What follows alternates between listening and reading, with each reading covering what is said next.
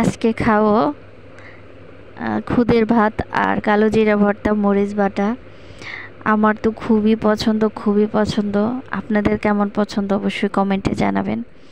তো চলুন মূল উপকরণ দেখে আসি। প্রথমে আমি পরিমাণ মতো সরিষার তেল দিয়ে দিয়েছি, পরিমাণ মতো পেঁয়াজ কাঁচামরিচ দিয়ে দিব, তারপর হালকা একটু ভেজে নেব। হালকা করে ভেজে নিয়ে একটু লবণ দিয়ে দিব, পরিমাণ মতো লবণ দিয়ে একটু করে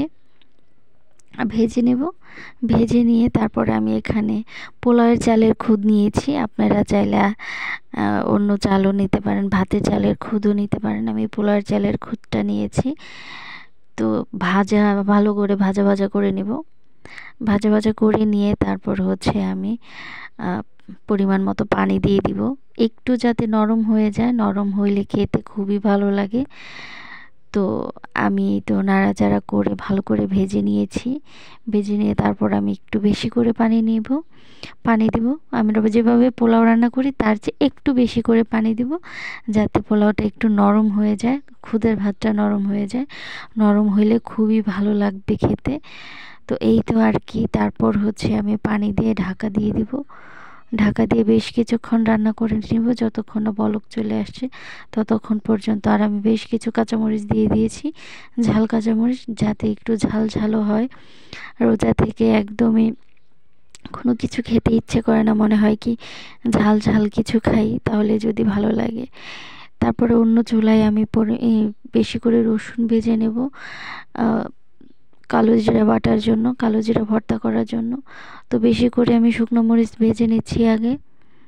শুকনো মরিচ ভেজে নিয়ে তারপর হচ্ছে আমি এখানে রসুন আর পেঁয়াজ দিয়ে দিয়েছি। অল্প একটু পেঁয়াজ দিয়েছি, একটা পেঁয়াজ দিয়ে দিয়েছি, আর এখানে 5-6টা রসুন দিয়ে দিয়েছি।